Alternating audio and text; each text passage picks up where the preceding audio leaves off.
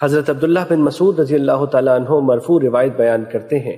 فرمایا 3 اشخاص ہیں جنہیں اللہ پسند کرتا ہے: دوران تہجد قرآن کی تلاوت کرنے والا، دائیں ہاتھ سے صدقہ کرنے والا جو اسے اپنے بائیں ہاتھ سے بھی مخفی رکھتا ہے، اور ایک وہ آدمی جو کسی لشکر میں ہو اور اس کے ساتھی شکست کھا جائیں لیکن وہ پھر بھی دشمن کے سامنے سینہ سپر رہے۔ مشکوٰۃ المصابیح حدیث نمبر 1921۔ حضرت ابو ذر رضی اللہ تعالیٰ عنہ بیان کرتے ہیں، رسول اللہ صلی اللہ علیہ وسلم نے فرمایا 3 اشخاص ایسے ہیں جنہیں اللہ پسند کرتا ہے اور 3 ایسے ہیں جنہیں اللہ ناپسند کرتا ہے،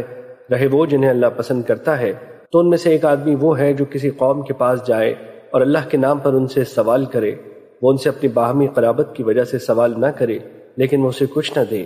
ایک آدمی نے اپنے ساتھیوں سے الگ ہو کر مخفی طور پر اسے کچھ دے دیا جسے صرف اللہ جانتا ہے اور وہ لینے والا جانتا ہے، اور ایک وہ قوم جو ساری رات چلتی رہی